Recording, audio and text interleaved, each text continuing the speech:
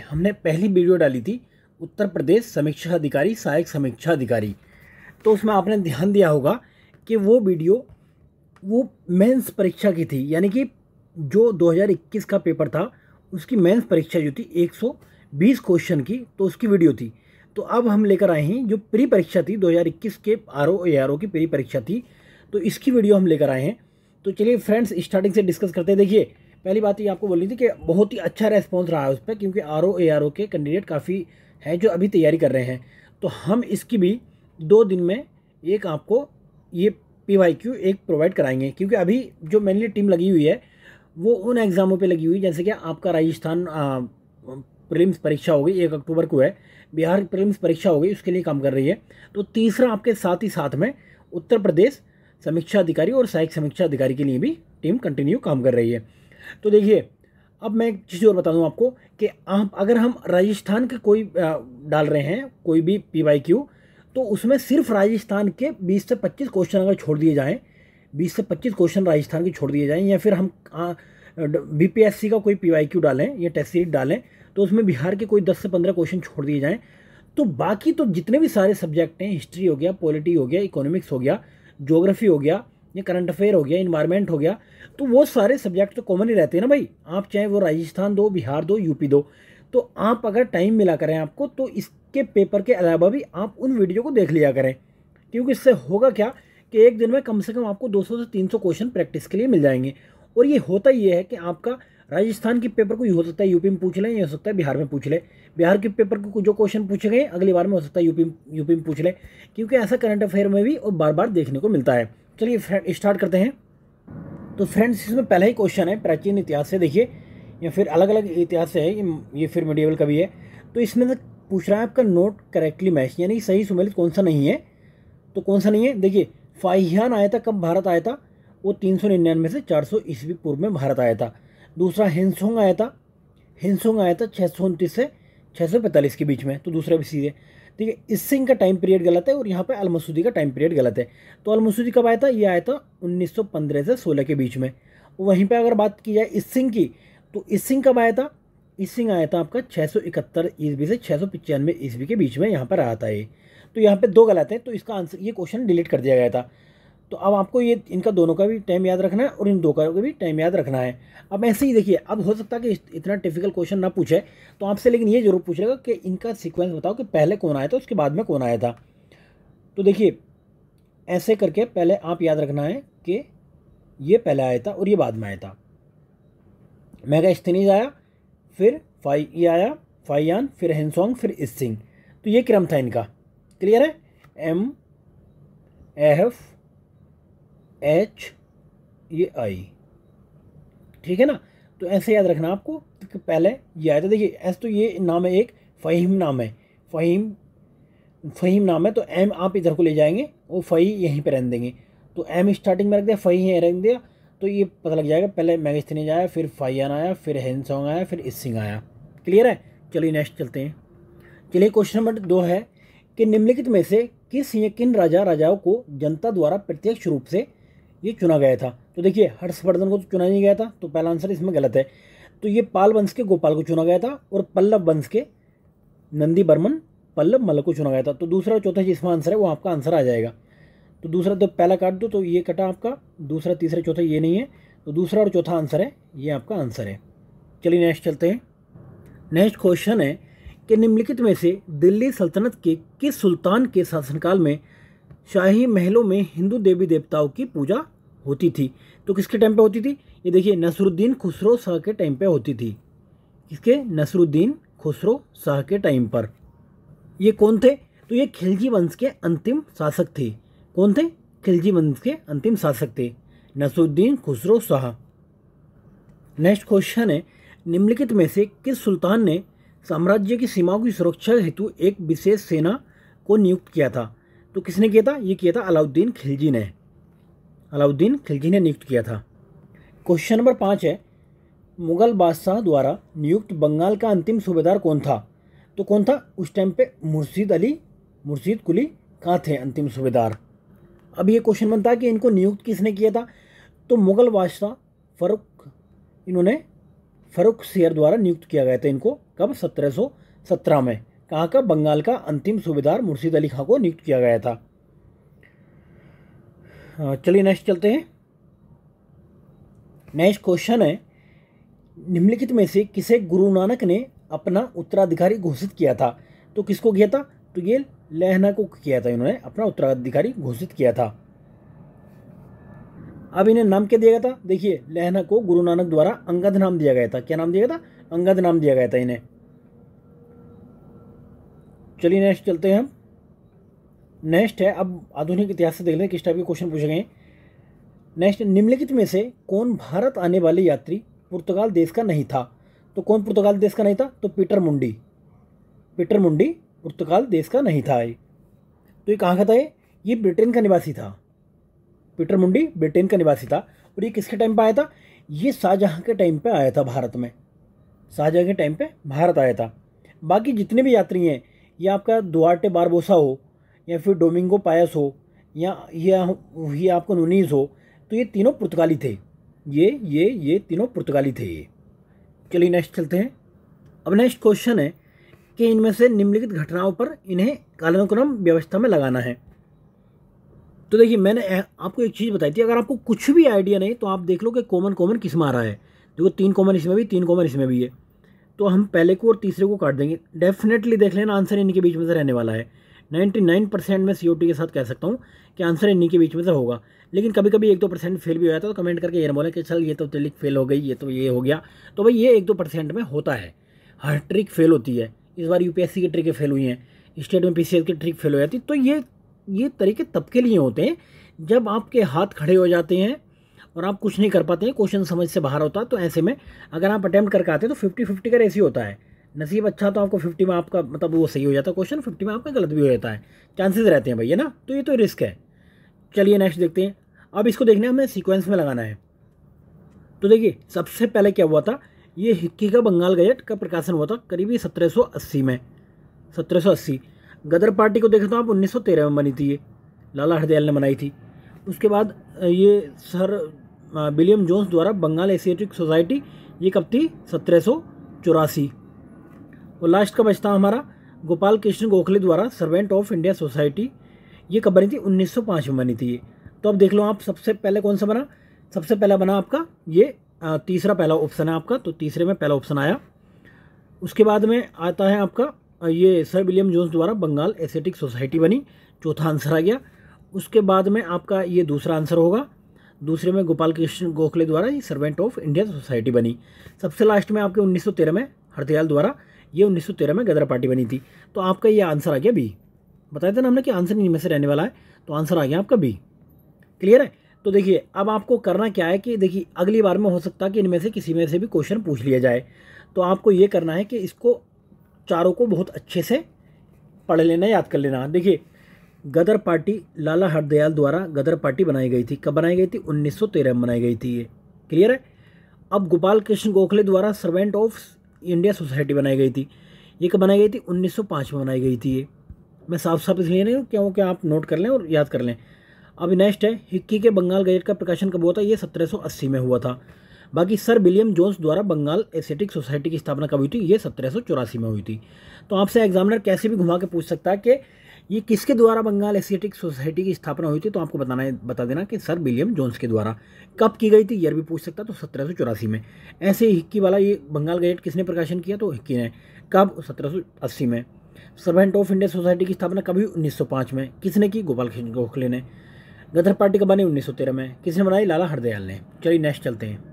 Question number 9 है, fort Williams college Calcutta के संदर्भ में कौन सा कथन सत्य है बताना है। तो देखिए, पहले ही इसमें स्टेटमेंट है कि इसकी स्थापना 10 जून 1800 को कलकत्ता के फोर्ट विलियम कॉम्प्लेक्स में हुई थी। तो ये 10 जून को नहीं हुई थी, 10 जुलाई को हुई थी। क्लियर है? 10 जुलाई को। देखिए, फैक्ट में बहुत ज़्यादा एग्जामिनर के पास में स्कोप रहता है कि क्वेश्चन को गलत करा दिया जाए आपके, है ना। इसका उद्देश्य ब्रिटिश अधिकारियों को भारतीय भाषाओं को शिक्षा देना। तो ये जनरल से स्टेटमेंट है। जनरल स्टेटमेंट में एग्जामिनर के पास में स्कोप कम होता है गलती कराने का। तो जनरल स्टेटमेंट को आप कोशिश करें कि ट्रू मान लिया करें। अगर ऐसा कोई भी फैक्ट है तो आपको सोचें, अगर नहीं पता तो बहुत ध्यान से पढ़ें उसको। अधिकतर एग्जामिनर गलत देके कन्फ्यूज करने की कोशिश करता है। क्लियर है? तो इसमें केवल दूसरा आंसर ठीक है। चलिए नेक्स्ट चलते हैं। अब नेक्स्ट क्वेश्चन है, क्वेश्चन नंबर 10, कि नीचे दिए गए कथन दिए गए हैं, कोई एक को अभिकथन और दूसरे को कारण बताना है कि कौन सा सही क्या गलत है।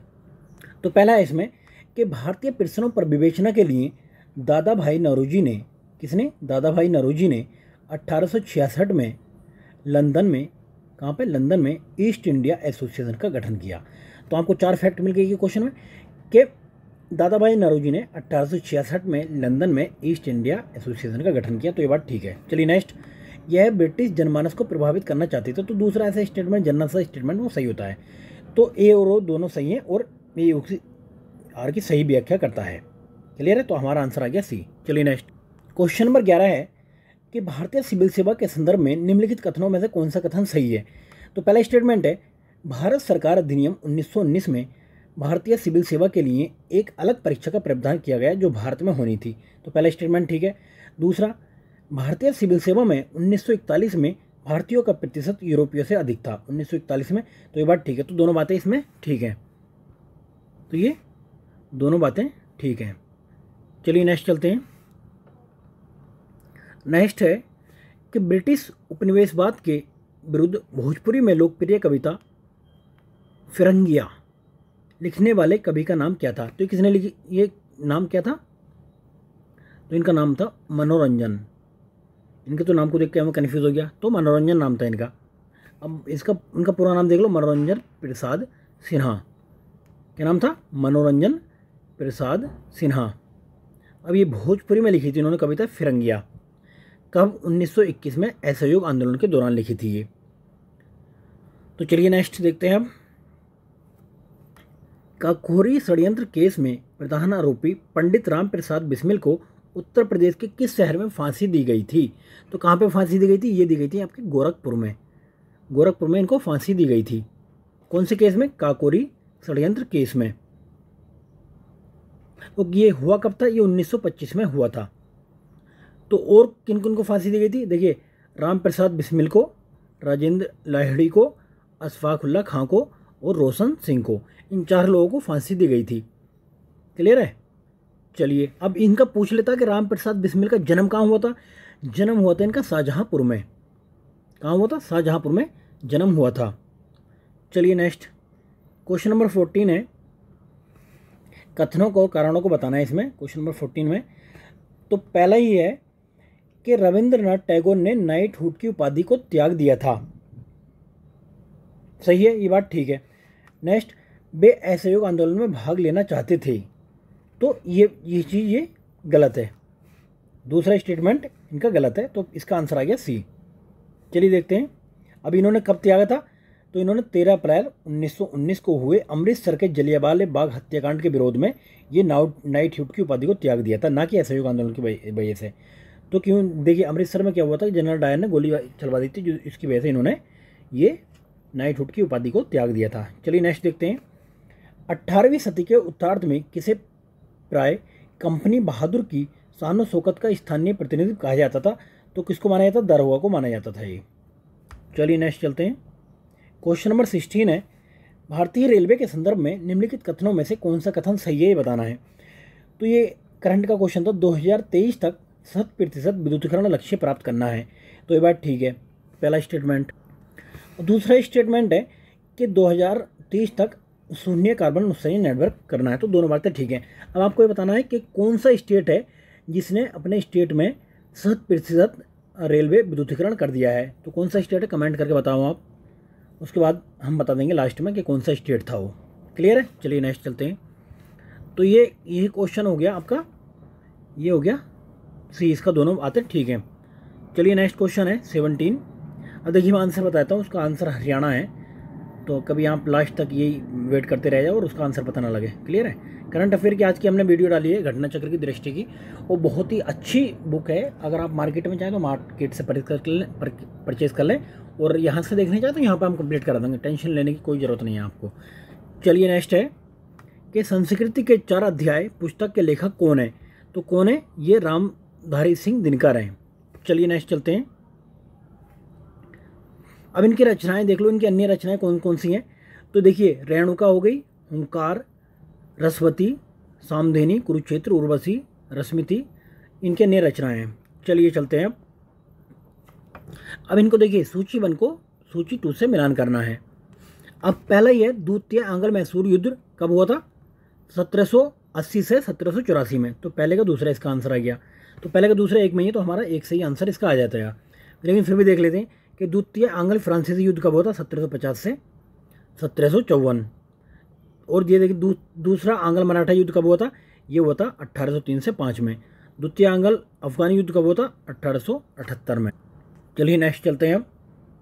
अब क्वेश्चन नंबर 19 है कि निम्नलिखित घटनाओं पर विचार कीजिए और उन्हें कालानुक्रम आपको व्यवस्था में लगाना है कि कौन कौन सा कब कब हुआ था।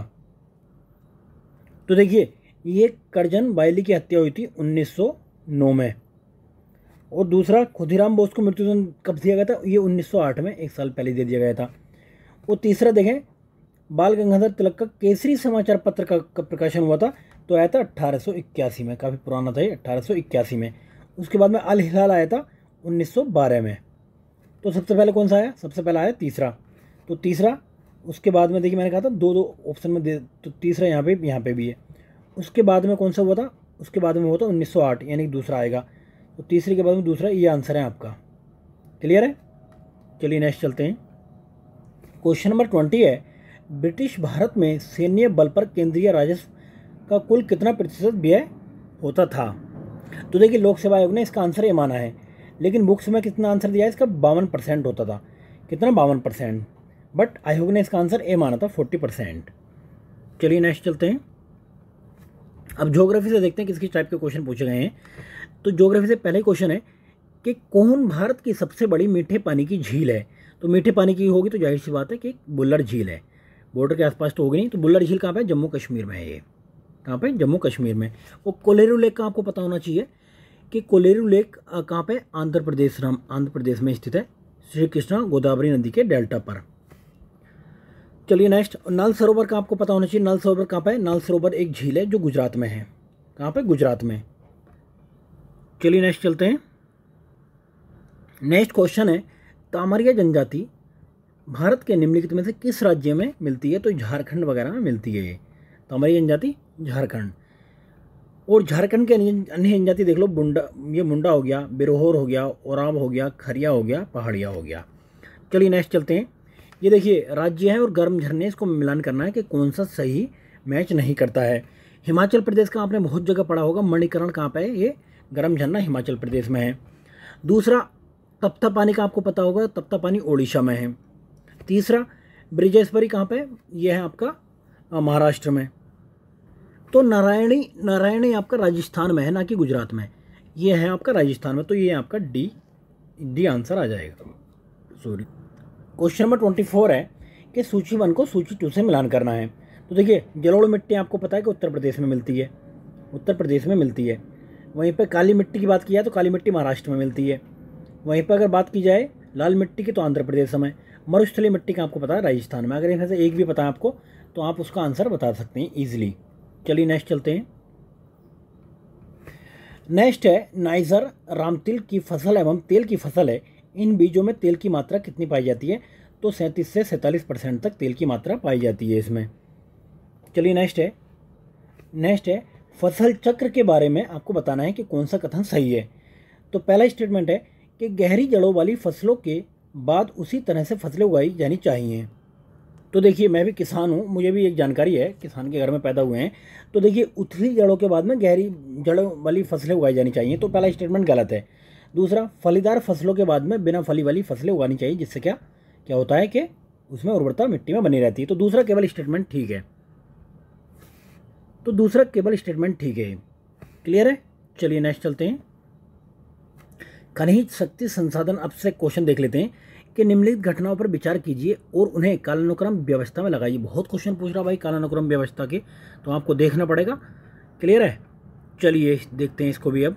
तो देखिए, भारत में अगर आप उद्योग का विकास का क्रम देखो तो सबसे पहले कपड़े की मिलें लगाई गई थी, कॉटन की मिलें लगाई गई थी। चौथा जिसमें आंसर है वही आपका आएगा। तो आप एक से पकड़ लेते इसको। उसके बाद में क्या हुआ था फिर? उसके बाद में जूट की लगाई गई। कि मतलब कहने का मतलब ये है कि जो भी कृषि आधारित उद्योग थे वो लगाए गए थे। तो कृषि आधारित उद्योग में आपका कपड़ा हो गया कॉटन से, या फिर जूट हो गया, तो ये पहला आएंगे। उसके बाद में कुछ आएगा। तो देखिए, पहला आएगा कपड़ा मिल कब लगी थी? 1854 में लगी थी ये। जस्ट उसके 1 साल बाद में जूट मिल लगी थी 1855 में। तो 2 आ गए, हमारा आंसर आ गया बी। चलिए नेक्स्ट चलते हैं। फिर देखिए मिलान वाला क्वेश्चन आ जाता है।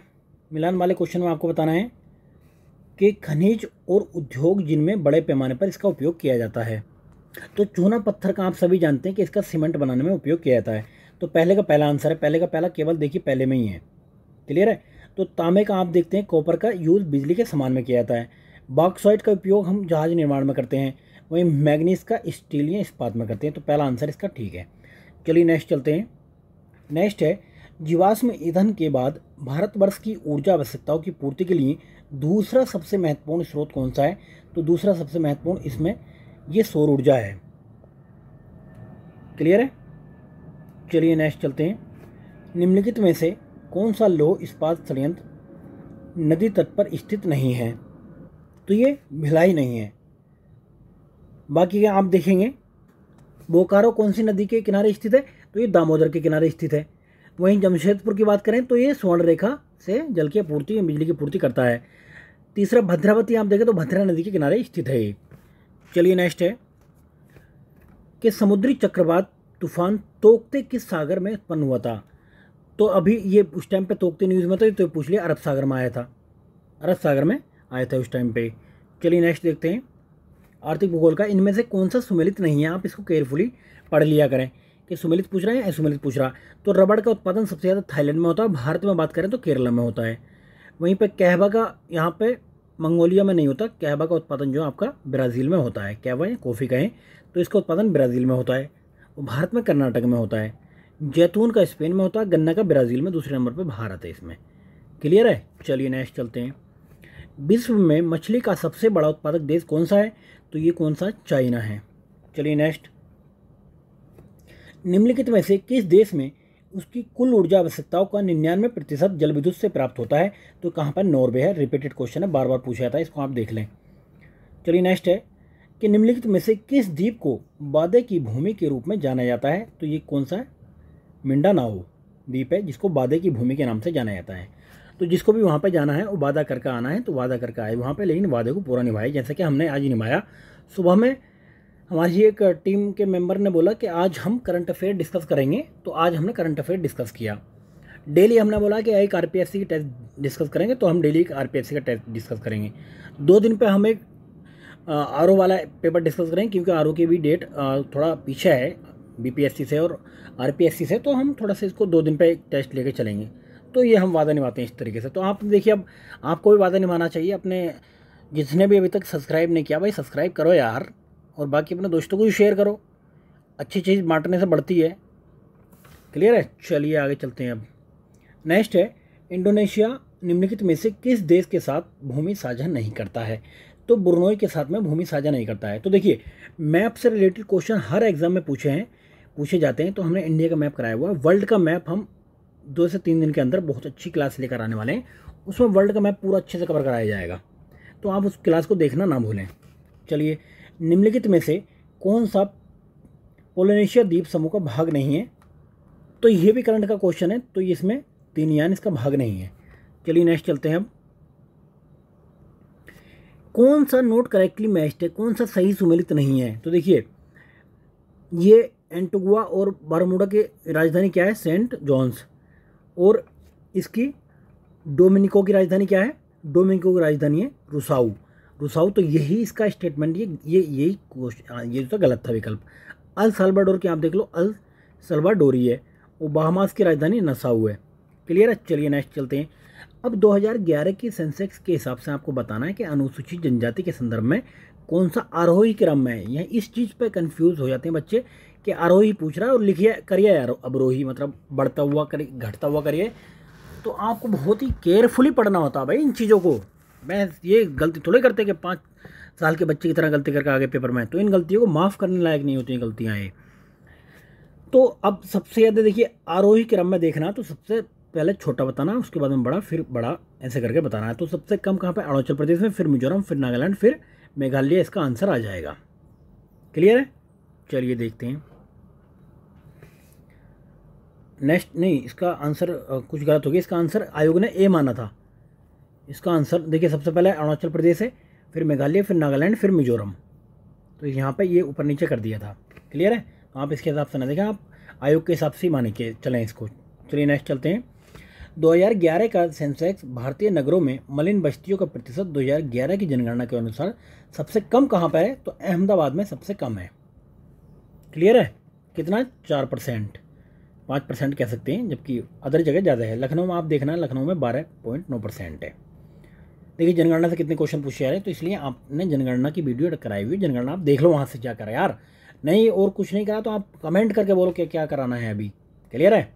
क्योंकि नई टीम है, अभी सारी रिक्वेस्ट आपकी मानेगी, बाद में आप मानोगे फिर। नहीं ऐसा भी नहीं, बाद में मानेंगे, तो नया पुराना कुछ नहीं है। चलिए नेक्स्ट है। जनगणना 2011 के अनुसार भारत में निम्नलिखित राज्यों में से कौन से राज्य ने सबसे कम नगरीकरण का प्रतिशत दर्ज किया है? तो ये किया था हिमाचल प्रदेश ने। ये इस क्वेश्चन को अलग टाइप से पूछ सकता है आपसे वो, कि सबसे ज़्यादा ग्रामीणीकरण कहाँ पे है, सबसे ज़्यादा ग्रामीण लोग गाँव में रहते हैं, सबसे ज़्यादा कहाँ पे? वो हिमाचल प्रदेश है। क्लियर है? अब जो बिहार का देने जा रहे हैं, तो देख लें बिहार में कितना है, 11.3, लेकिन अभी सेंसेक्स जो अभी का डाटा आया उसमें 16.3 हो गया है। क्लियर है? चलिए नेक्स्ट। फिर जनगणना क्वेश्चन। 2011 की जनगणना के अनुसार निम्नलिखित में से भारत के किस केंद्र शासित प्रदेश में न्यूनतम लिंग अनुपात दर्ज किया गया? तो न्यूनतम है आपका दमनदीप में। अब तो दोनों एक ही हो गए, दमनदीप और दादर और नगर हवेली। ये तो अब फिर भी, लेकिन आपसे ये सेंसेक्स 2011 के हिसाब से पूछ रहा, तो उसमें थोड़ी एक हो गए। क्लियर है? तो यहाँ पे सबसे कम है। अगर स्टेट में पूछे तो हरियाणा में सबसे कम है। सही है कि नहीं? चलिए नेक्स्ट चलते हैं। नेक्स्ट फिर सेंसेक्स से क्वेश्चन कि 2011 की जनगणना के अनुसार उत्तर प्रदेश के निम्नलिखित शहरों में से कौन सा शहर मिलियन शहर नहीं है? तो ये कौन सा था? ये मुरादाबाद था इसका आंसर। चलिए नेक्स्ट है। अब ये आपका पॉलिटी से रिलेटेड क्वेश्चन है कि भारत के संविधान की प्रस्तावना में इसके सभी नागरिकों को कौन से न्याय प्रदान करने की बात की गई है? यार आपने ध्यान से पढ़ा होगा, तो सामाजिक, आर्थिक और राजनीतिक न्याय है प्यारो। सामाजिक, आर्थिक और राजनीतिक न्याय। क्लियर है? धार्मिक नहीं है, सांस्कृतिक नहीं है, सांस्कृतिक नहीं है, तो तीनों कट जाएंगे। अभी देखिए इसमें एक ही बार संशोधन हुआ है प्रेम्बल में, वो था 42वां संशोधन 1976 में। 3 शब्द जोड़े गए थे, धर्मनिरपेक्ष, समाजवादी, अखंडता। क्लियर है?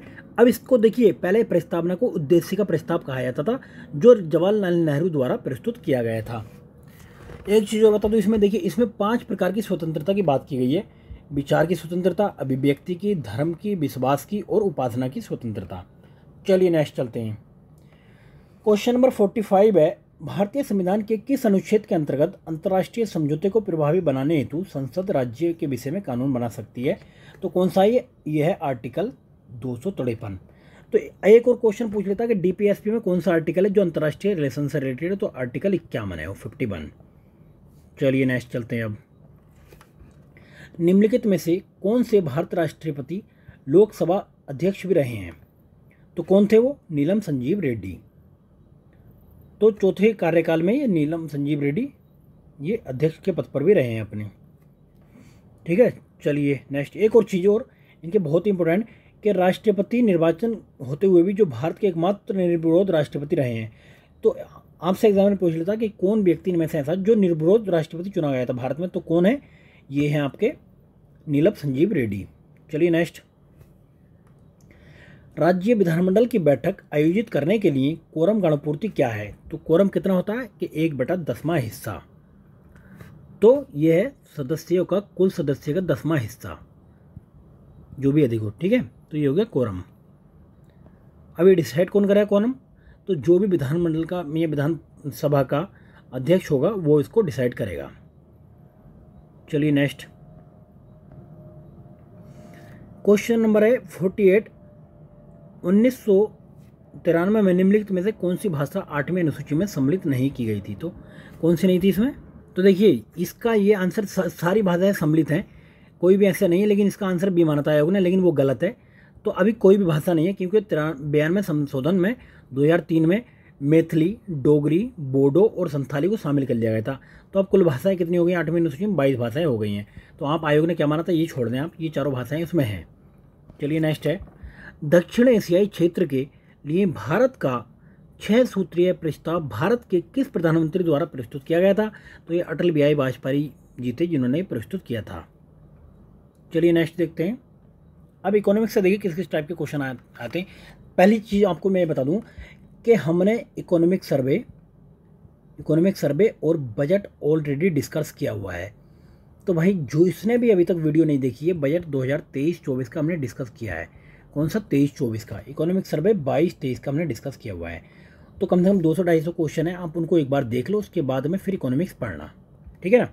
चलिए नेक्स्ट देखते हैं कि कौन सा सही सुमेलित नहीं है। तो योजनाओं के आगे ये वर्ष पूछना इसकी पुरानी आदत रही है, या फिर योजनाओं के उद्देश्य क्या हैं। तो देखिए, महिला समृद्धि योजना कब आई थी? 1993 में आई थी। महिला सेवा शक्ति योजना 1998 में आई थी। महिला साम्राज्य योजना ये आई थी 1989 में। वहीं बात करें राष्ट्रीय पोषाहार मिशन योजना, तो ये आई थी 2001 में, या ना कि 2003 में। तो ये इसका आंसर हमारा आ गया डी। चलिए नेक्स्ट है, सूची 1 को सूची 2 से मिलाना है इसमें। तो आप देखिए यहाँ पे भी देख लीजिए, अगर पहले का दूसरा मान के चले तो आप सी काट दोगे और ए काट दोगे। क्लियर है? अब आपका आंसर रहने वाला है या तो ये आंसर रहेगा या ये रहेगा। तो अब देख लेते हैं। तो देखिए, अब कुछ तो एक पता होगा ना आपको भाई। प्रथम जो ये थी पंचवर्षीय योजना, वो थी हेरोड डोमार मॉडल पर। अगर किसी को ऐसे नहीं पता तो ऐसे याद रख लो, हमारी है ना। पहली थी ये हेरोड डोमर मॉडल, दूसरा मालानोबिस मॉडल। क्लियर है? तो है मैं ऐसे करके याद रखना, हमारी। तो अब देखिए, दूसरे का आगे चौथा आ जाएगा। दूसरे का आगे जैसे हमने चौथा लाया तो आपके पास में ऑप्शन आ गया बी। सी का पहला आ जाएगा तो चक्रवर्ती मॉडल, और ये इसका आ जाएगा अशोक रुद्र मॉडल। क्लियर है? चलिए नेक्स्ट चलते हैं। छोटी छोटी चीज़ों के लिए कंफ्यूज ना हुआ करो यार। चलिए, भारत की राष्ट्रीय अर्थव्यवस्था का सबसे बड़ा स्रोत क्या है? तो सेवा क्षेत्र है। सेवा क्षेत्र 53% से ज़्यादा ही है। क्लियर है? तो जो हमने बजट में डिस्कस किया हुआ वो उसमें डिस्कस मिल जाएगा सारी चीज़। एक किसान जिसके पास 1 से 2 हेक्टेयर तक का जोत है माना जाता है, क्या माना जाता है? लघु कृषक माना जाता है। वो माना जाता है लघु कृषक। और बात करें अगर सीमांत कृषक किसको कहते हैं, तो जिसके पास में भी 1 हेक्टेयर से भूमि कम है तो उसको हम सीमांत कृषक कहते हैं। क्लियर है? चलिए नेक्स्ट। भारत में जिन व्यवसाय का विनियोग 1 करोड़ तक तथा कारोबार 5 करोड़ तक है, उन्हें क्या कहा माना जाता है? तो उनको सूक्ष्म माना जाता है। तो लेकिन अभी 2020 की जो परिभाषा आई है, हमें उसके हिसाब से देखना है। तो उसके हिसाब से क्या है, ये 2020 की परिभाषा है एमएसएमई की। एक सेकंड रुकिए जरा, इसका इलाज मानता हूँ मैं। तो ये है 2020 की परिभाषा।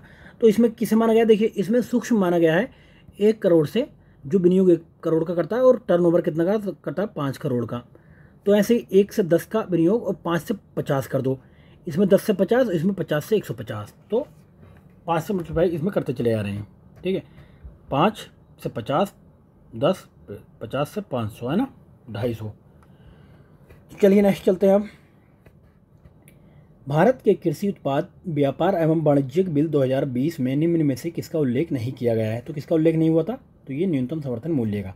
देखो भाई, मैं आपसे पर्सनली एक बात पूछना चाहता हूँ कि ये बताओ, आपको मेरी आवाज़ समझ में आती है? पहला क्वेश्चन। दूसरा, क्या मैं ज़्यादा स्पीड से पढ़ता हूँ? दूसरा क्वेश्चन।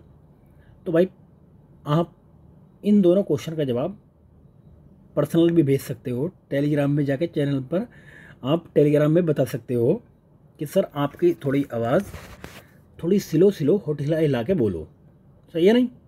तो उसी टाइप से फिर मैं होठ हिला के बोलूँगा। चलिए नेक्स्ट चलते हैं। निम्नलिखित में से कौन सही सुमेलित नहीं है? तो कौन नहीं है? देखिए, कंपनी अधिनियम कब आया था? 2013 को आया था। भारतीय संविदा अधिनियम कब आया था? तो ये संविदा अधिनियम कब आया था? ये आया था 1872 में। 70 नहीं था इसका आंसर, तो यही सम्मिलित नहीं था। साझेदारी अधिनियम ठीक था, वस्तु विक्रय अधिनियम ठीक था। चलिए नेक्स्ट चलते हैं। अब इसमें देखिए, केंद्र राज्य संबंधों के बारे में बताना है कि रिजर्व बैंक ऑफ इंडिया के निम्नलिखित गवर्नरों का विचार करें और उनका कालानुक्रम बताना है भाई। तो अब देखिए, अब इसमें हो जाएंगे आप कंफ्यूज कि सर देखिए, फोर्थ यहाँ पर 2 जगह दे रखा है, सेकंड 2 जगह दे रखा है। अब देखिए, आपको मैं बात बताता हूँ अब होगा क्या। अब उसके बाद चलिए, उसके बाद तो एक है, यहाँ पर तो सब कुछ अलग है, तो यहाँ पर तो कुछ पकड़ नहीं सकते। और नेक्स्ट में चलते हैं। अब हम देखिए 3 यहाँ पे ये इतनी जगह दे रखा है, तो हमने कर दिया पहले को शॉर्ट। क्लियर है? उसके बाद में आप करते हैं अगले को सॉर्ट। तो यहाँ से तीनों में से इनमें से कोई ना कोई आंसर रहने वाला है। सही है कि नहीं सही है? तो अब इनमें से कोई भी लगा दोगे यार, तो कुछ तो एलिमिनेट करोगे। ऐसे मैं कह रहा हूँ कि कुछ ना कुछ तो एलिमिनेट हो जाता है। तो देखिए सबसे पहले कौन आए थे? सबसे पहले आए थे IG पटेल, उसके बाद में मनमोहन सिंह, फिर रंगराजन, फिर सुब्बा राव। आप चारों को देख लो। चलिए नेक्स्ट चलते हैं। एक सितार में किस प्रकार की ध्वनि तरंगें उत्पन्न होती हैं? तो किस प्रकार की होती हैं? अग्रगामी एवं अनुप्रस्थ। इसको कहते हैं स्टेशनरी एंड ट्रांसवर्स ध्वनि, ये तरंगें उत्पन्न होती हैं। चलिए नेक्स्ट, कौन सा कथन सही नहीं है, नोट करेक्ट है, ये आपको बताना है। तो पहला स्टेटमेंट है कि मनुष्य का कान 1000 हर्ट्ज तक सबसे सुगराई होता है, ये बात ठीक है। दूसरा है मनुष्य की आंख लाल रंग के लिए सबसे अधिक सुगराई होती है, तो ये गलत है। लाल रंग के नहीं, ये हरे रंग के लिए होती है। हरे रंग के, तो हमारा इसका आंसर आ गया बी। कौन से रंग के लिए? हरे रंग के लिए। चलिए नेक्स्ट चलते हैं। नेक्स्ट है, दो एक जैसे बल्ब को किस प्रकार जोड़ने पर अधिक रोशनी होगी? तो किस प्रकार जोड़ा हम? तो दोनों श्रेणी क्रम में जुड़े हों या फिर दोनों समानांतर क्रम में जुड़े हों। तो देखिए जब दोनों समानांतर क्रम में जुड़े हुए होंगे तो अधिक रोशनी होगी, तो बी आंसर इसका आ गया। चलिए नेक्स्ट। भाई रसायन विज्ञान का हमने वीडियो नहीं कराई है, बाकी हमने जीव विज्ञान की 2 घंटे में सारा घटनाचक्र कराया हुआ है। वो आप टेलीग्राम पे इस पे हमारे प्ले लिस्ट में जाकर देख सकते हैं। RO की सीरीज में, किसी भी UPPCS की में या RPSC में, किसी में भी जाकर प्ले लिस्ट में जाके देख सकते हैं। और 2 घंटे का हमने फिजिक्स कराया है। एक वीडियो लेकर आएंगे हम रसायन विज्ञान की 2 घंटे की, जिसमें कवर कर देंगे हम सारा रसायन विज्ञान यानी कि केमिस्ट्री। चलिए नेक्स्ट। कौन सा तत्व सरसों में तेल की मात्रा बढ़ाने में अत्यधिक उपयोगी है? तो कौन सा? सल्फर है। कौन सा? सल्फर।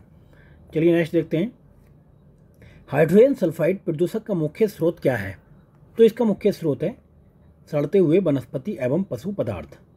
क्लियर है? चलिए नेक्स्ट। नेक्स्ट है, 10 दिनों से अधिक दिन तक उपवास करने पर लीवर पर क्या प्रभाव पड़ता है? आपको देखिए, आप करो तो जानो। तो लीवर पर क्या होगा? ग्लूकोज स्तर कम हो जाएगा। तो लीवर में ग्लूकोज स्तर कम हो जाएगा। नेक्स्ट क्वेश्चन है, मकड़ियों द्वारा उत्पादित रेशम क्या कहलाता है? तो ये कहलाता है गोसामर रेशम कहलाता है। क्वेश्चन नंबर 65 है, निम्नलिखित खाद्य पदार्थों में से कौन सा सभी आवश्यक अमीनो अम्ल का सर्वोत्तम है? तो कौन सा है? अंडा है। तो भाई खाओ ना खाओ आपकी मर्जी है, आपका अपना राइट्स है। तो लेकिन अंडा सबसे ज़्यादा आवश्यक अमीनो अम्ल का सर्वोत्तम स्रोत है। चलिए नेक्स्ट। जो लोग अंडा नहीं खा सकते भाई सोयाबीन खा लो, दाल पी लो, प्रोटीन के अच्छे स्रोत होते हैं। तो कुपोषित तो नहीं रहोगे भाई, पढ़ने के लिए एनर्जी चाहिए कि नहीं चाहिए? कुपोषित बन के बैठे रहोगे तो फिर ऊँगा ही लोगे, कभी सो जाओगे, कभी चेयर पे गिर जाओगे, है ना? तो वो सारी चीज़ों से दूर रहना है। नेक्स्ट है, तुलसी के पौधे का औषधीय महत्व निम्नलिखित की उपस्थिति के कारण है। किसके? फेनोल एवं फ्लेवोनाइड्स की वजह से। तो फेनोल एवं फ्लेवोनाइड्स की वजह से। चलिए नेक्स्ट चलते हैं। अब ये क्वेश्चन है कि क्वेश्चन नंबर 67, कौन सा एक सही सुमेलित नहीं है? ये बताना है आपको। अब देखिए भदावरी ये किसकी नस्ल है? ये भैंस की नस्ल है। गाय की नस्ल कौन सी होती है? तो सिंधी हो गई, साहिवाल हो गई, नागौरी हो गई, तो गाय की नस्ल भी ठीक है। बकरी की नस्ल जमुनापारी हो गई। और ये आपकी लास्ट थापरा पार किस नस्ल है? थार पार कर। तो ये गाय की नस्ल है, यानी कि हमारा ये आंसर आ गया। तो ये गाय की नस्ल है, डी आंसर है इसका। चलिए नेक्स्ट देखते हैं। नेक्स्ट क्वेश्चन नंबर 68 है, काशी लालिमा निम्नलिखित में से किस फसल की प्रजाति है? काशी लालिमा, देखिए काशी और फिर लालिमा, तो ये भिंडी की है। काशी लालिमा भिंडी की एक नस्ल है। चलिए नेक्स्ट चलते हैं। क्वेश्चन नंबर 69 है, पौधे में गुट्टी लगाने का कार्य किस उद्देश्य की पूर्ति के लिए किया जाता है? तो हम किसान आदमी हम बता सकते हैं कि वनस्पतिक प्रसारण के लिए किया जाता है। क्लियर है? चलिए नेक्स्ट। अब कंप्यूटर्स में देख लें किस टाइप का क्वेश्चन पूछा, कौन सा सही नहीं है स्टेटमेंट, ये बताना था। तो पहला है, ईमेल इलेक्ट्रॉनिक मेल का संदर्भित करता है, ये बात ठीक है। दूसरा, www refers world wide web, दूसरा भी ठीक है। CPU का क्या होता है? कंट्रोल प्रोसेसिंग यूनिट होता है। कंट्रोल प्रोसेसिंग यूनिट, इसका होता है सेंट्रल प्रोसेसिंग यूनिट, कंट्रोल नहीं, तो ये CPU गलत है। ये क्लियर है? ALU को देख लेते हैं, ALU का अर्थमेटिक लॉजिक यूनिट। क्लियर है? तो हमारा C आंसर आ जाता है। चलिए नेक्स्ट चलते हैं।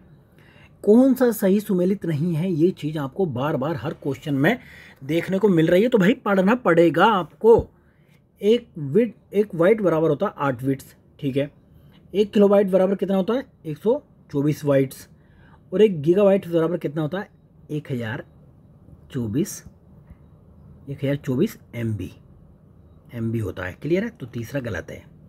चलिए नेक्स्ट चलते हैं। अब देखिए पर्यावरण एवं पारिस्थितिकी से किस टाइप के क्वेश्चन पूछे गए हैं।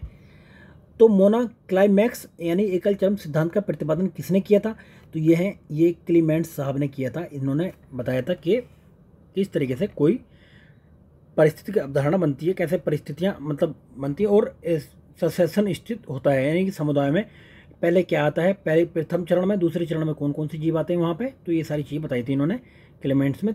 4 से 5 चरण में इन्होंने बताया था ये। चलिए नेक्स्ट है भारतवर्ष के अधिनियमों का नाम और वर्ष। देखिए सबसे पहले कौन सा आया था, अब हम ट्रिक लगाते हैं ना। पहले देखिए ट्रिक में, देखिए पहला हम काट देंगे और तीसरा काट देंगे। अब हमारा आंसर बचा बी और डी। तो आपको कोई भी एक पता है, जैसे कि जल प्रदूषण नियंत्रण अधिनियम आया था 1974 में, तो एक पता आपको, आप सीधा आंसर इसका डी मार देंगे फिर। क्लियर भाई, कुछ तो पता रखोगे यार कि नहीं रखोगे। तो ये वन संरक्षण अधिनियम कब आया 1980 में, पता होना चाहिए। पर्यावरण संरक्षण अधिनियम 1986 में आया, पता चाहिए आपको। और वायु प्रदूषण ये कब आया 1981 में, ये भी पता चाहिए आपको। क्लियर है, चलिए नेक्स्ट चलते हैं। नदी का जल प्रदूषण मापा जाता है, कैसे मापा जाता है आप माप कर बताओ। कि जब नदी के जल में घुली ऑक्सीजन की मात्रा में कमी आ जाएगी तो उससे पता लग जाता है। क्लियर है, तो उसको क्या कहते हैं हम, बीओडी। जल के बीओडी की मात्रा मापी जाती है तो उससे पता लग जाता है कि जल में कितना ऑक्सीजन है। चलिए नेक्स्ट, घटते उत्पादकता के क्रम में अधोलिखित में से कौन सा परितंत्र सही है। तो घटते में बताना है आपको, सबसे ज़्यादा कहाँ पे होता है, मैंग्रोव में होता है। तो देखिए मैंग्रोव 2 जगह आपको दिखाई देगी ना, सागर 2 जगह दिखाई, मैंग्रोव 2 जगह। तो लेकिन जो नियरेस्ट वाले दिखाई दें, मतलब जो नियरेस्ट, देखिए यहाँ पर सागर दूर जगह लिखे हुए ना, तो नियरेस्ट है ये पास, तो आंसर नहीं नजर रहेगा आपका। ये जस्ट एक मैं एक थोड़ा तरीका बता रहा हूँ क्वेश्चन को सोल्व करने का, ये कैसा आपका पेटी कभी नहीं रुकेगा 2-4 नंबर से। तो देखिए अब आंसर यहाँ पर रहने वाला आपका। अब उसके बाद देखते हैं हम, उसके बाद फिर है घास का मैदान।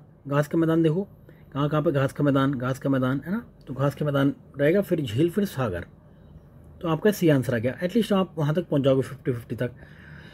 चलिए नेक्स्ट है धूपगढ़ चोटी। तो आपको सबको पता ही होगा, आप जाते रहते हो। निम्नलिखित में से कौन सा राष्ट्रीय उद्यान के पास स्थित है, तो धूपगढ़ चोटी है सतपुड़ा राष्ट्रीय उद्यान के पास।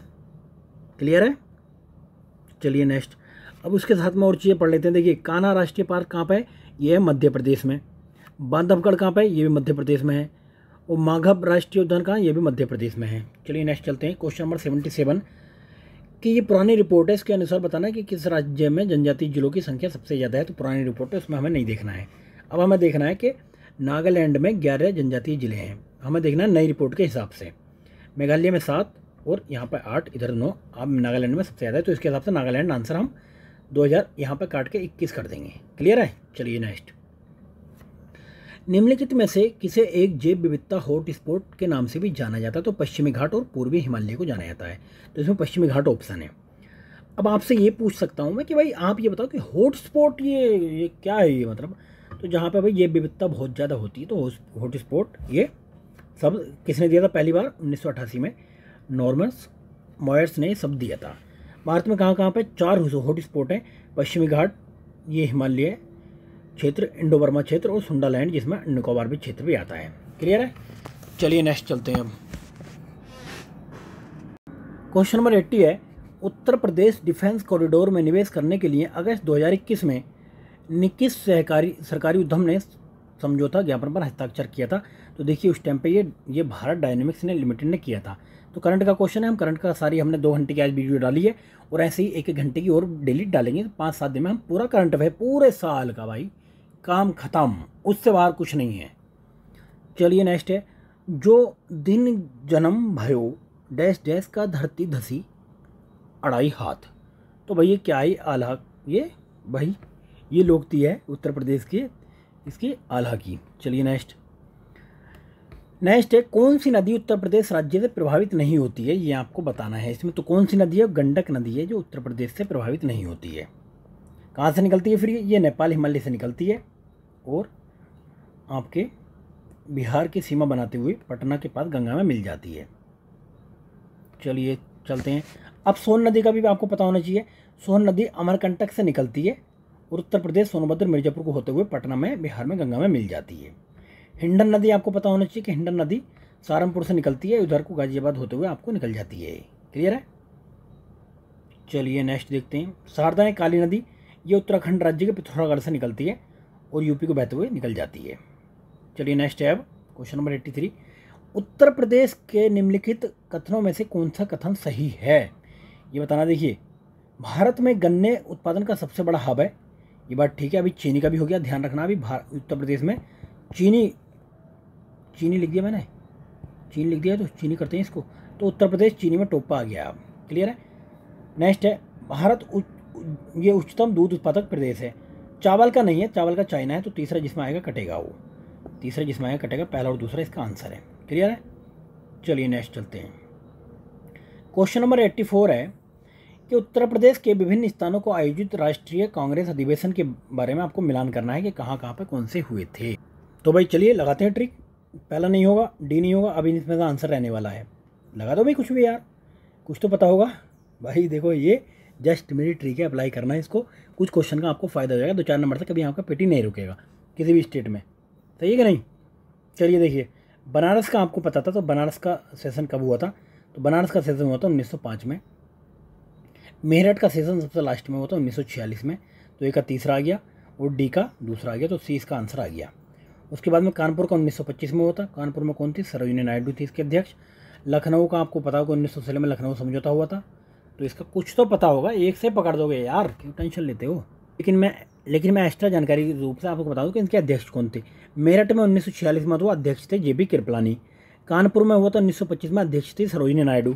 आपसे एक क्वेश्चन और पूछा जा सकता कि पहली भारतीय महिला कौन से सेशन में अध्यक्ष थी, तो 1925 में पहली भारतीय महिला। अगर पूछे पहली महिला तो 1917 में ये बनी थी एनी बेसेंट, 1917 में अध्यक्ष। ठीक है। चलिए, लखनऊ अधिवेशन कब हुआ, 1916 में। अध्यक्ष अंबिका चरण मजूमदार। बनारस 1905 गोपाल कृष्ण गोखले। क्लियर है भाई। अब पहला तो आपको पता हो गई कि 1885 में हुआ था, मुंबई में हुआ था, गोकुलदास कॉलेज में 72 प्रतिनिधित्व थे, WC बनर्जी अध्यक्ष थे। बाकी चीज़ें जानो आप। ठीक है। चलिए भाई नेक्स्ट देखते हैं। नेक्स्ट है, उत्तर प्रदेश में ऐतिहासिक मेले हुए हैं कहाँ कहाँ पे और कौन से स्थानों पर होते हैं भाई, ये बताना है आपको। तो जल विहार का मेला आपको पता है बुंदेलखंड में होता है, जल विहार का मेला। दूसरा बटेश्वर का मेला काफ़ी फेमस है, ये बटेश्वर का मेला ये पश्चिमांचल में होता है, ये आगरा में होता है बटेश्वर का मेला। पश्चिमांचल इसमें लिख दिया तो आप कन्फ्यूज ना हो। तो तीसरा बलदेव छठ का मेला कहाँ होता है, ये बलदेव छठ का मेला होता है फरीदाबाद में। पूर्वांचल नहीं, कुछ नहीं है भाई, ये गलत है ना। और शुक्रताल का होता है मुजफ्फरनगर में। चलिए नेक्स्ट क्वेश्चन है, उत्तर प्रदेश का कौन सा जनपद नेपाल के साथ सीमा साझा नहीं करता है, तो कुशीनगर सीमा साझा नहीं करता। और कौन कौन सीमा साझा करता है, ये देखिए, बलरामपुर, श्रावस्ती, लखीमपुर खीरी नेपाल के साथ सीमा साझा करते हैं। इसके साथ ही बहराइच, पीलीभीत, सिद्धार्थनगर और महाराजगंज। चलिए नेक्स्ट है, उत्तर प्रदेश के निम्नलिखित में से किस ऐतिहासिक मेले को हिंदू और मुसलमान दोनों आते हैं, तो कौन सा मेला है, तो वही ये मेला है नौचंदी का मेला, मेरठ में लगता है। कहाँ पे, मेरठ में। अगर आप कभी भी जाएं तो इस मेले को जरूर देख के जाएं। क्लियर है। चलिए भाई नेक्स्ट है, उत्तर प्रदेश की कुल जनसंख्या कार्यबल का प्रतिशत कितना, तो 23.7%। नेक्स्ट है 89, निम्नलिखित में से किस वर्ष वर्तमान उत्तर प्रदेश का प्राय संपूर्ण क्षेत्र बंगाल प्रेसिडेंसी से अलग करके आगरा प्रेसिडेंसी के अधीन कर दिया गया था, तो कब, 1833 में किया गया था ये। क्लियर है। चलिए नेक्स्ट है, निम्न राज्यों में से कौन ट्यूबवेल सिंचाई के क्षेत्र में सर्वोच्च है, तो उत्तर प्रदेश, महाराष्ट्र ये सबसे ऊपर है। चलिए नेक्स्ट क्वेश्चन चलते हैं। 91 है, कौन सा सुमेलित नहीं है, ये बताना है। तो देखिए, पूर्व मध्यकालीन शहर कौन सा हुआ करता था, अब वर्तमान में क्या है, तो कोयल अब बन गया अलीगढ़, महोत्सव नगर बन गया महोबा, तीसरा महोदय श्री बन गया अब कन्नौज, और जेजाग भुक्ति बन गए बुंदेलखंड, तो कौशाम्बी इसका आंसर नहीं है। क्लियर है। तो ये बन गए बुंदेलखंड। चलिए नेक्स्ट, अंग्रेजों के विरुद्ध बनारस विद्रोह का नेतृत्व किसने किया था, तो ये किया था आपके राजा चेत सिंह ने ये किया था। कब किया था ये हुआ था 1780 से 81 के बीच में। अब आपको पता होना चाहिए कि उस टाइम पे ये यहाँ का गवर्नर कौन था, तो वॉरेन हेस्टिंग उस टाइम का गवर्नर बनकर आया था। कौन? Warren Hasting. इसको 5 लाख रुपए युद्ध कर के रूप में मांगा गया था राजा जय सिंह से, तो जिसके चलते ये युद्ध हुआ था। चलिए नेक्स्ट है 93 क्वेश्चन है, कानपुर उत्तर प्रदेश के भीतरगांव ये देखिए काफ़ी मशहूर है, भीतरगांव मंदिर के संदर्भ में कौन सा कथन सही है बताना है आपको। तो पहला है कि इस मंदिर का निर्माण 5वीं सदी से 6ठी सदी के मध्य हुआ था। पहली बात ठीक है। ईंटों से बना, ये मंदिर किससे बना है? ईंटों से निर्मित यह मंदिर प्राचीनतम मंदिरों में से एक है। तो दोनों बातें ये ठीक है भाई साहब, क्लियर है। अब ये कहाँ पर है? ये क्वेश्चन पूछा था कहाँ पर है ये, तो उत्तर प्रदेश में स्थित है ये। चलिए नेक्स्ट चलते हैं। अब ये देखते हैं, देखिए ब्लैक पोट्री के लिए geographical indication tag Uttar Pradesh के निम्नलिखित में से किस से संबंधित है? तो निजामाबाद से। अभी मैं आपसे पूछूं कि ढोलक का जीआई टैग किसको मिला है? अमरोहा, मोरादाबाद, संभल, रामपुर, आजमगढ़, कुछ भी, तो अमरोहा को मिला है ढोलक में, ठीक है। और रामपुर को मिला है, रामपुर में मिला है आपके रामपुरी अमरूद को जीआई टैग। चलिए नेक्स्ट चलते हैं। उत्तर प्रदेश की सांस्कृतिक विरासत के संदर्भ में निम्नलिखित कथनों में से आपको बताना है कि कौन सा सही है। तो पहला स्टेटमेंट है इसका कि इस प्रदेश के अनेक उत्कथित पुरास्थलों में से वैश्विक संदर्भ में कृषि के प्राचीनतम प्रमाण मिले हैं। तो पहली बात ठीक है। तो प्राचीनतम प्राप्त कृषि अन्न जौ और धान है। तो मेरे प्यारो ये जौ और धान जो है मेहरगढ़ में मिले, तो दूसरा गलत है, पहला इसका आंसर ठीक है। चलिए नेक्स्ट चलते हैं। पूर्वी उत्तर प्रदेश की पहली केबल तार सेवा निम्नलिखित में से किस जनपद में प्रारंभ हुई है? तो एक करंट अफेयर का क्वेश्चन, आपको ज़्यादा ध्यान नहीं देना, मिर्जापुर में उस टाइम पे प्रारंभ हुई थी। चलिए नेक्स्ट चलते हैं। अब देखिए एक क्वेश्चन यहाँ से आपका बनना ही बनना है, लोकगीत और आपको गायन का अवसर देखिए बताना है कि कौन सा कहाँ पे होता है, क्लियर है। चलिए देखिए पहला चेती का आपको पता है मौसमी गीत है ये चेती। दूसरा कजरी, कजरी का क्या है? कजरी का है आपका विवाह एवं विवाह के समय गीत गाया था कजरी। तो ये हमारा आंसर आ गया इसका पहला, क्लियर है। और सी का रसिया ब्रज का है, ये रसिया ब्रज क्षेत्र में गाया था। और सोहर संस्कार गीत है। चलिए नेक्स्ट चलते हैं। उत्तर प्रदेश में भारत के प्राचीनतम 16 महाजनपदों में से कुल कितने महाजनपद हैं? तो भाई साहब 8 महाजनपद उत्तर प्रदेश में है। लेकिन इसकी जानकारी कहाँ से मिलती है? इन 8 जनपदों की जानकारी मिलती है बुद्धा अंगुत्तर निकाय में और जैन के भगवती सूत्र में बताया गया कि 16 जनपदों में से 8 उत्तर प्रदेश के हैं। कौन कौन से? देखिए काशी, आपका काशी आज का वर्तमान में वाराणसी के आसपास है। कौशल अवध का क्षेत्र है, फैजाबाद के क्षेत्र है। मल्ल पूर्वी उत्तर प्रदेश, ये देवरिया जिला। चेती कहाँ पर है? चेती आधुनिक बुंदेलखंड क्षेत्र में। वत्स प्रयागराज या बांदा। कुरहू मेरठ दिल्ली थानेश्वर। पांचाल रोहिलखंड बरेली बदायूं में। सूरसेन ये ब्रज क्षेत्र में है। चलिए नेक्स्ट देखते हैं। देखिए अब ये तर्क शक्ति के कुछ रीजनिंग के मैथ के भी क्वेश्चन आते हैं, तो इनमें से मैं देखिए आंसर बताता हूँ उसका। इनमें से नीचे दिए गए शब्दकोश के अनुसार व्यवस्थित कीजिए, उस शब्द को ज्ञात कीजिए शब्दकोश में ठीक दूसरे स्थान पर आता है, यानी कि डिक्शनरी में दूसरे स्थान पर आता है। तो डिक्शनरी में हम कैसे वर्ड देखते हैं? पहले सी देखेंगे, सी देखेंगे, फिर देखेंगे हम एन, फिर ओ देखेंगे, ओ सब में, फिर एन, तो एन में यू तो कट गया, फिर एन आया, फिर एन के बाद देखेंगे हम अगले वर्ड में डिजिट में कौन सा था, तो अगले बाद में सी देगा, तो एफ कट गया। उसके बाद में सी के बाद में अब देखेंगे सी के बाद में क्या आता है, पहले पर तो ये आएगा, फिर दूसरे पर यही आएगा, क्लियर है, क्योंकि पहले पर तो ये आ जाएगा। चलिए नेक्स्ट चलते हैं। Electronic is related to wire, यानी कि विद्युत जिस प्रकार तार से संबंधित है उसी प्रकार पानी किससे संबंधित है? तो पानी पाइप से होगा। भाई विद्युत काहे में जाती है? तार में जाती है ना, पानी काहे में जाएगा? पाइप में जाएगा। चलिए नेक्स्ट चलते हैं। अब कौन सी संख्या क्रम में गलत संख्या दी गई है वो आपको बताना है। अब देखिए इसमें क्या करना है कि जो भी संख्या यहाँ पे दे रखी है, जैसे 2 दे रखा है, उसे 2 से मल्टीप्लाई करेंगे और प्लस में वही 2 ऐड कर देंगे।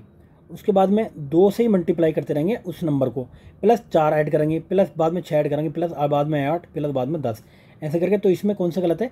168 इसमें गलत है। तो 168 की जगह आना चाहिए था 178। चलिए नेक्स्ट चलते हैं। निम्नलिखित अनुक्रम में से ऐसे कितने 3 हैं जिसके ठीक पहले ना तो 6 है और ना ही ठीक बाद में 9 है? तो देखिए ऐसे कौन कौन से जिसके ठीक पहले आपको देखना है, जिसके ठीक पहले ना तो 6, ठीक पहले इसके देखिए 3 के ठीक पहले 6 नहीं है और बाद में 9 नहीं है, तो पहला हो गया। और दूसरा ये हो जाएगा आपका 1 ही हो जाएगा, ठीक है, तो 2 हो जाएंगे। चलिए नेक्स्ट। बाकी वो चेक कर लेते हैं। देखिए ठीक पहले ना तो 6 है, तो देखिए इसमें तो ठीक पहले 6 है और बाद में 9 है, और इसमें ठीक पहले 6 बाद में 9 है। ठीक है, तो ये तो होंगे केवल 2 होंगे। चलिए नेक्स्ट देखते हैं। निम्नलिखित में से कौन सा अलग है, देखिए ये बताना है आपको। टोक्यो, न्यूयॉर्क, लंदन और बीजिंग। तो देखिए इनमें से टोक्यो ये आपकी राजधानी है, लंदन में राजधानी है, बीजिंग में राजधानी है। तो 3 तो राजधानी है, न्यूयॉर्क की क्या राजधानी नहीं है, तो ये एक शहर है अमेरिका का। चलिए नेक्स्ट है। अब देखिए लुप्त संख्या आपको बतानी है, तो आपको क्या काम करना होता है। देखिए पहले तो सबको ऐड करके देख लेते हैं आप। जैसे क्या 5 + 4 × 2 कर देंगे तो कितना हो गया, 5 + 4 9 प्लस इंटू 2 18 आ जाएगा। तो ऐसे ही 6 + 3 9 तो 27, 12 + 4 16, 16 चौका सॉरी 16 का हम क्या करें जिससे क्या हमारे पास 16 है, 16 का ऐसा क्या करें जिसके हमारे पास में 96 आया, तो 96 को डिवाइड में कर दो 16 के, तो ये 6 आ जाएगा, आपका आंसर 6 है। चलिए नेक्स्ट है। निम्नलिखित में से कौन सा एक शीर्ष 3 से अलग है, तो कौन सा, देखिए सुई हो गया, कपास हो गया, कंपास हो गया, चुंबक हो गया, दिशा अलग है इसमें से। ये क्या है तीनों, ये कंपास हो गया, सुई हो गया, मैग्नेट के सभी दिशा सूचक यंत्र हैं ये।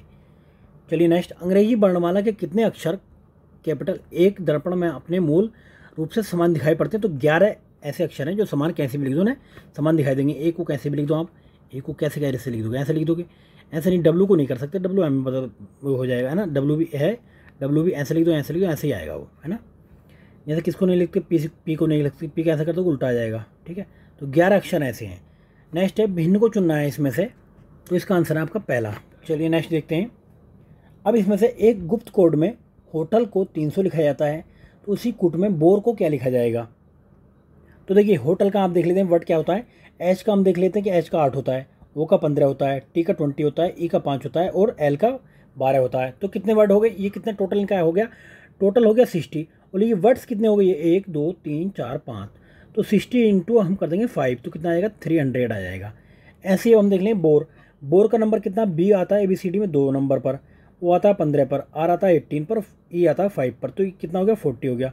40 को हम जैसे इंटू से करेंगे तो ये आ जाएगा 160, तो इसका आंसर आएगा हमारा 160। चलिए नेक्स्ट चलते हैं। अब देखिए इसमें आकृति में आपको त्रिभुज बताने हैं, त्रिभुज कितने हैं, तो देखिए आपको गिनते हैं हम। देखिए ऐसे में एक ये हो गया, एक ये हो गया, तो 3 तो यही हो जाते हैं, एक बड़ा हो जाता है फिर। ठीक है, 3 ये हो गए, 3 ये हो गए आपके, 6 हो गए, 3 ये हो जाएंगे, 1 2 और ये पूरा में आ गया 3, और 3 ये हो गए। ठीक है ना। उसके बाद में देखिए एक हो जाएगा ये बड़ा वाला, 12 हो गए, एक ये हो गया 13, उसके बाद में एक ये हो गया 14। ठीक है, 14 के बाद ऐसे ही अब देखते हैं ये एक, देखिए यहाँ से यहाँ तक हुआ, उसके बाद में एक ये इधर से इधर तक हो जाएगा। ठीक है, 16, 2 और निकल जाएंगे, तो इसमें 18 त्रिभुज हैं। कितने, 18 त्रिभुज हैं। चलिए नेक्स्ट देखते हैं। 3 वर्ग हैं, देखिए एक ही वर्ग हो गया, एक ही वर्ग हो गया, एक ही ऐसे करके वर्ग ही हो जाएगा, 3 वर्ग हैं। चलिए नेक्स्ट देखते हैं। कौन सा एक शब्द टीचर शब्द से नहीं लिखा जा सकता, तो कौन सा नहीं लिखा जा सकता है, तो देखिए इसमें लास्ट में आ ही आ रहा है, जबकि टीचर्स में कहीं भी आ ही नहीं होता है, तो चेयर नहीं लिखा जा सकता है। क्लियर है। चलिए नेक्स्ट चलते हैं। अब देखते हैं करंट अफेयर में किस टाइप के क्वेश्चन पूछे जाते हैं। करंट अफेयर की आज की हमने 2 घंटे की क्लास वीडियो डाल दी है, दृष्टि घटनाचक्र करंट अफेयर, जिसको हिंदी में हम जानते हैं सभी लोग आँख वाली मैगजीन। तो भाई आँख वाली मैगजीन आ चुकी है, जिसमें कि 20 अगस्त तक का करंट अफेयर दे रखा है, 20 अगस्त 2023 तक का। तो भाई वो हमने 2 घंटे की एक क्लास अपलोड कर दी है, बाकी एक क्लास करके हम 3 से 4 दिन में उसको कंप्लीट करा देंगे, उसको देख लीजिएगा। देखिए ये क्वेश्चन देख लीजिए, क्वेश्चन देखिए। किस शहर को जून 2021 में घोषित इंडिया स्मार्ट सिटी 2020 की सामाजिक पहलू श्रेणी में विजेता घोषित किया, तो कौन सा, ये त्रिपुरा था, लेकिन अभी हमें देखना कि अभी कौन सा है। ठीक है, जून 2021 में इटली में भारत की पहला ये स्थापित किया गया, कहाँ पे, तो ये फड़ी धारणा था। तो अभी करंट का देखेंगे हम। नेक्स्ट है सबरी संकल्प अभियान, ऐसा क्वेश्चन पूछा जाता है कि किससे रिलेटेड है, राष्ट्रीय पोषण अभियान से रिलेटेड। इस टाइप के क्वेश्चन को भी हम देखते हुए चलेंगे। उसके बाद है कि उपयुक्त खेलों में से खेलो इंडिया यूथ गेम्स में शामिल किया गया, तो इसमें कौन कौन से शामिल किए गए थे, चारों शामिल किए गए थे, तो इसका चारों आंसर है। चलिए नेक्स्ट है, निम्नलिखित राज्यों में से किसे ई राशन कार्ड सेवा प्रारंभ की गई, तो दिल्ली ने प्रारंभ की थी। बट अभी हमें देखना कि अभी करंट में क्या क्या चल रहा है, सारी चीज़ें हम देखेंगे इसको। तो हरदिया में कौन सा शहर शामिल नहीं है, तो आगरा हरदिया में शामिल नहीं है। चलिए नेक्स्ट चलते हैं। संगम योजना का मुख्य उद्देश्य क्या है? तो जो भी योजनाएं हाल फिलहाल में न्यूज़ में रही है उनका मेन उद्देश्य देखना है, डेट भी देखनी है कब से कब तक वो लागू की गई, तो विकलांगों के लिए है ये। चलिए नेक्स्ट है कि 2021 में वन धन योजना का सर्वश्रेष्ठ ये क्या नागालैंड था, उसमें अभी हम करंट में देखना है। सितंबर 2021 को शुरू किया गया अखिल भारतीय अभियान एक पहल है, किससे संबंधित, तो वो सारी हमने देखनी है किससे रिलेटेड, ऐसी पहल कोई न्यूज़ में जो भी चर्चा में रहती हैं। नेक्स्ट है कौन सा देश अब्राहिम समझौते के हस्ताक्षर किए थे, तो उस टाइम जिसने किए थे वो करंट कंट्री दे रखे हैं। नेक्स्ट है नीति आयोग के डैशबोर्ड से क्वेश्चन पूछे जाते हैं, तो हम वो भी डिस्कस करेंगे, एक एक क्वेश्चन करके सारा हम डिस्कस। नेक्स्ट है भारत में पहला रबर टायर आधारित मेट्रो कहाँ पर बनाया जा रहा है, तो ये नासिक में था। चलिए नेक्स्ट है अंतर्राष्ट्रीय, अब विविध में क्वेश्चन देख लें कि कौन से क्वेश्चन पूछे गए। अंतर्राष्ट्रीय आलू केंद्र यानी आईसीपी का मुख्यालय कहाँ पर स्थित है, तो इसका मुख्यालय है लीमा पेरू में स्थित है। और वहीं पे बात की जाए तो भारत में राष्ट्रीय आलू अनुसंधान केंद्र कहाँ पर है, तो हिमाचल प्रदेश के कुफरी में है, कुफरी यानी शिमला में है ये, क्लियर है।